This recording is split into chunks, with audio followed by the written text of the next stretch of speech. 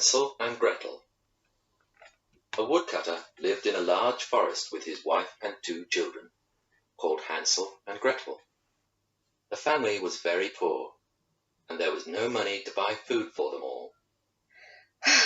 "We cannot afford to feed the children," said the woodcutter's wife. "You must take them into the forest and leave them there." "How can I do that to them?" asked the woodcutter. "They will be eaten by wolves." "You must," said his wife, "or we will all starve." Hansel and Gretel were too hungry to sleep, and overheard their parents. "Don't worry," said Gretel. "I have a plan."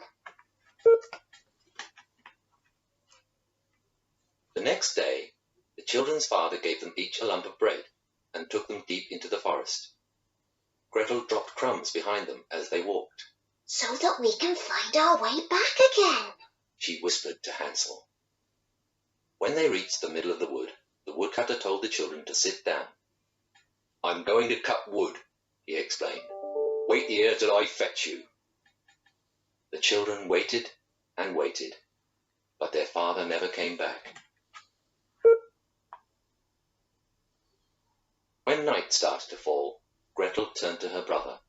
"Right," she said. "Time to go before the wolves come out." But when the children began to follow the trail of breadcrumbs, they found that all the hungry creatures of the forest had already eaten them. "Oh no!" Gretel started to cry. "Now we will never find our way home." "Don't worry," Hansel comforted her. "As long as we stay together, we will be all right. Let's follow this little path. It looks as though someone has passed this way recently." They followed the path a little way until it opened into a hidden clearing. In the middle of the clearing was a house.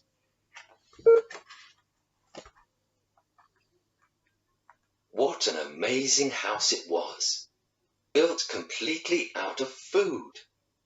The roof was made of chocolate and the walls of gingerbread. Everything was decorated with candies, cookies, and icing. The hungry children fell upon the house, breaking off small pieces and cramming them into their mouths. Suddenly, an old woman appeared.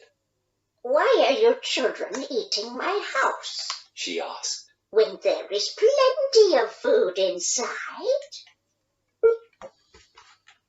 She welcomed them in and gave them a feast fit for a king. "You must sleep here tonight," she said. "I will take you home in the morning." "I told you we'd be safe," said Hansel. "We'll be back home tomorrow, and perhaps we can even ask to take some food for our parents."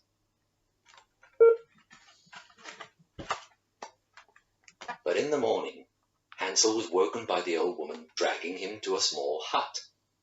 She threw him in, locked the door, and hung the key on a high hook. "I'll feed and feed you," she cackled.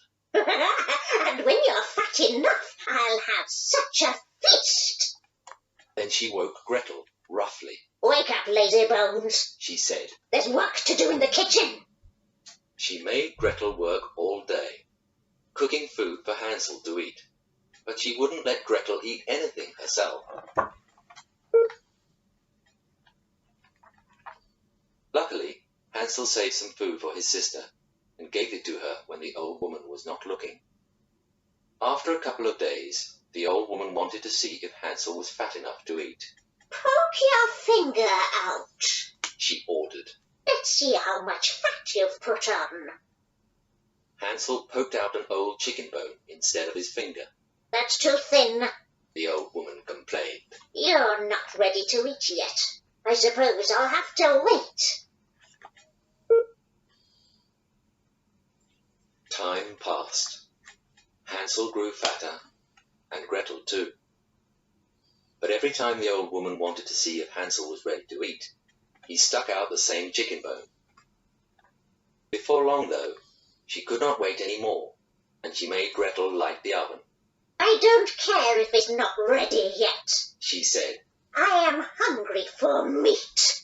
And she told Gretel to get in the oven to see if it was hot enough. "I don't know how," said Gretel. Will you show me? Silly goose, said the old woman. Like this. The minute the old woman leant into the oven, Gretel pushed her all the way in and slammed the door shut. She grabbed the key to Hansel's hut and let him out. Before they escaped, they looked through the house to make sure there were no other captives. There was no one else there, but they did find a little box of jewels taken from other people the old woman had imprisoned. Gretel put this in her pocket, and the two children ran into the forest. They wandered for hours, lost, until suddenly they heard the sound of trees being chopped. Father! Father! They shouted, and ran towards the sound. They found their father cutting down trees.